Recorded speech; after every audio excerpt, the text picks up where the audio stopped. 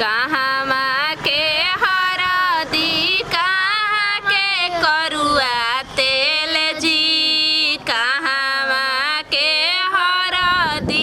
कहाँ के करुआ तेल जी, के कर सुंदर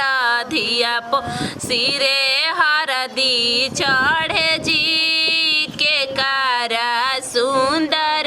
धिया पो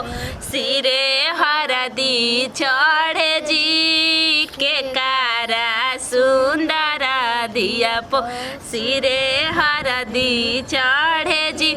सासाराम के हरदी मम्मी के करुआ तेल जी, सासाराम के हरदी मम्मी के करुआ तेल जी, कृष्णा सिंह के धिया पो सिरे हरदी चढ़े जी, पापा जी के सुंदर बेटी पो सिरे हरदी चढ़े जी, पापा जी के सुंदर धिया पो सिरे हरदी चढ़े जी। कहवा के हरदी कहाँ के करुआ तेल जी, कहवा के हरदी कहाँ के करुआ तेल जी, के कर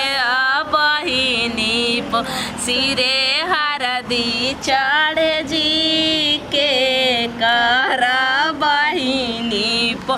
सिरे हरदी चढ़े जी। भभुआ के हरदी सोनहन के करुआ तेल जी, भभुआ के हरदी सोनहन के करुआ तेल जी, अभिषेक भैया के बहिनी पो सिरे हरदी चढ़े जी, अभिषेक भैया के बहिनी पो सिरे हरदी चढ़े जी, अभिषेक भैया के बहिनी पो सिरे हरदी चढ़े जी, अभिषेक भैया के बहिनी।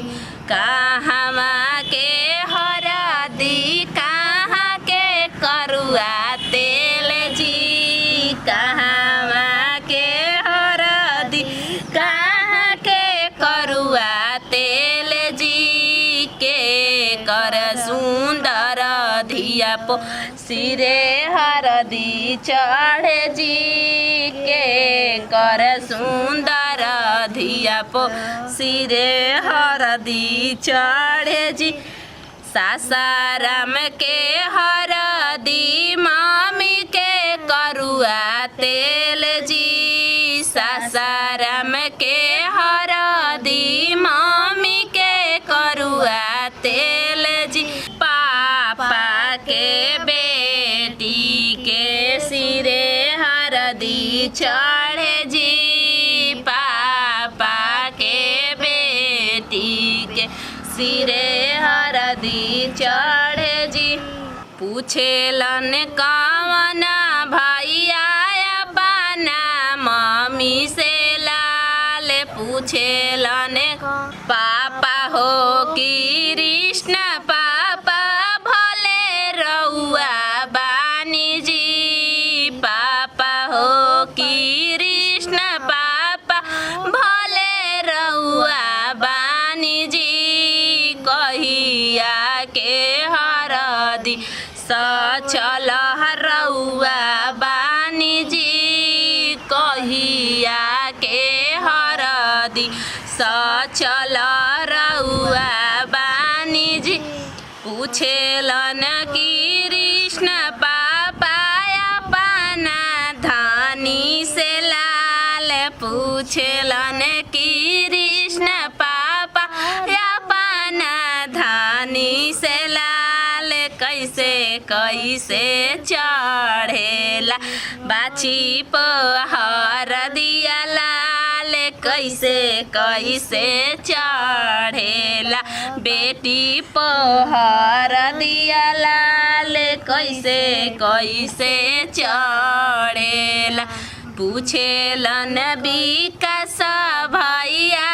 अपना मम्मी से लाल पूछेलन विकास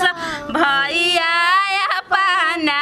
मम्मी से लाल कैसे कैसे चढ़ेला बहनी पहर दिया लाल कैसे कैसे चढ़ेला बहनी पहर दिया लाल जीजा हो कन्हैया जीजा भले रउआ बानी जी कहिया के हरदी सचल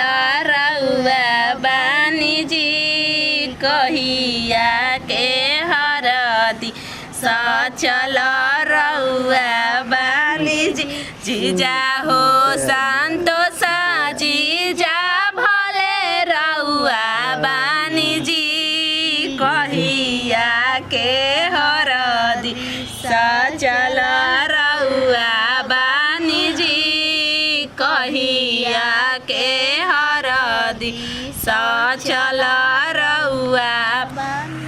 जीजा हो चंदना जीजा भले रउआ बानी जी कहिया के हरदी सचल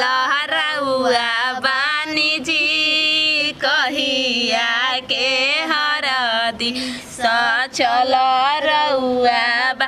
जीजा हो राम जिया जीजा भले रउआ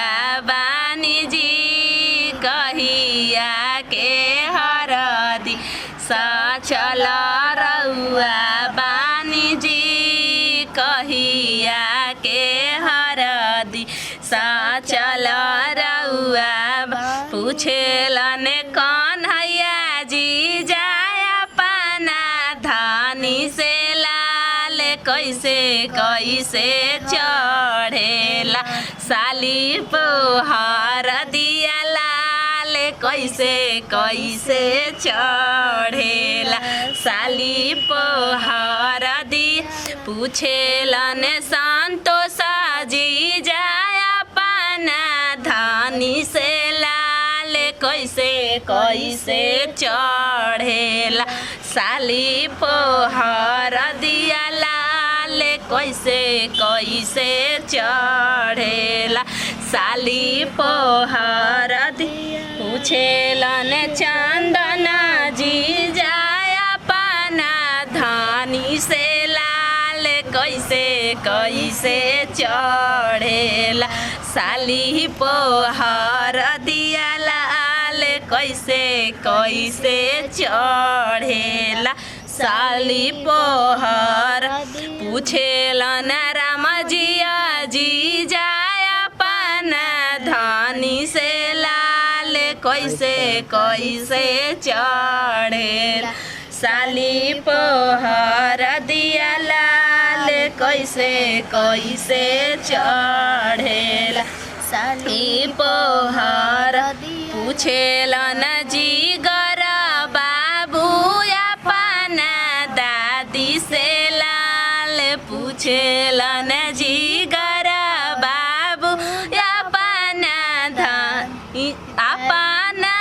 दादी से लाल कैसे कैसे चढ़ेला फुआ पोहर दिया लाल कैसे कैसे चढ़ेला फुआ पोहर दिया लाल कैसे कैसे चढ़ेला। नमस्ते प्रणाम, हम बनी भोजपुरिया भौजी पुष्पा से। प्रणाम, हम बनी मोहमाया। तो अभी देखनी है एगो हल्दी रस्म के एगो हमनी के गीत गईनी है जत आशा ना पूरे विश्वास बा कि घर घर में शादी होला तो ये गीत अगर शुरुआत गावत जाला हल्दी मंडप के दिन। तो चलिए एक साथ लेते हैं जब अगला वीडियो में फिर से मिलल जाए। यदि वीडियो अच्छा लगल है आप लोग के तो दिल से लाइक करम, शेयर करम, कमेंट करम। और हाँ, यदि रुआ हमनी के चैनल पर नया हम तो रहुआ सबके आपन चैनल बाटे भोजपुरिया भौजी, ओकरा के दिल से सब्सक्राइब करम, काहे से कि सबसे पहले वीडियो के नोटिफिकेशन रहुआ भी पहुँचे लास्ट में। Bye bye, love you.